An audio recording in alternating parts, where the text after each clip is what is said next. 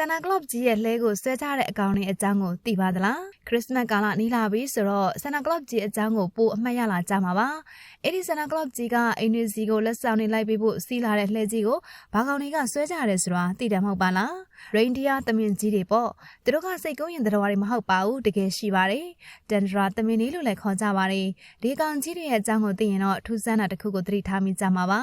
ရိန်ဒီယာသမင်ကြီးတွေကအကြီးကြီးတွေပါပေါင်400လောက်လေးပြီးတော့ပခုံးအထိ9ပေ6လက်မလောက်မြင်ပါတယ်ဂျိုးမပါသေးပါဘူးဂျိုးက4ပေနီးပါးထက်မြင်ပါတယ်ရှင်ဆိုတော့စာရီထဲမှာပါတဲ့အကောင်သေးသေးတွေဆိုတာမဟုတ်ပါဘူးအကြီးကြီးတွေပါရှင်ပြီးတော့ဒီကောင်ကြီးတွေထဲမှာအထီးကြီးတွေကဒီစမမရောက်ခင်မာတဲ့ဂျိုးတွေကိုစွန့်ပစ်ကြပါတယ်နောက်မှအသင့်ပြတ်ထွက်လာမှာပါနှွေဦးပေါက်ခါနေအထိဂျိုးတွေရှိနေတာကအမတွေပါဆိုတော့ဒီစမလာကြီးမှာဂျိုးတွေပါတဲ့ရိန်ဒီယာတွေနဲ့စွတ်ဖားလှဲကြီးကိုဆန္ဒကြီးစီးလာပြီဆိုရင်တော့အဲ့ဒီသမင်ကြီးတွေကအမကြီးတွေဖြစ်ဖို့များပါလိမ့်မယ်အထီးကြီးတွေမဖြစ်နိုင်ပါဘူးရှင်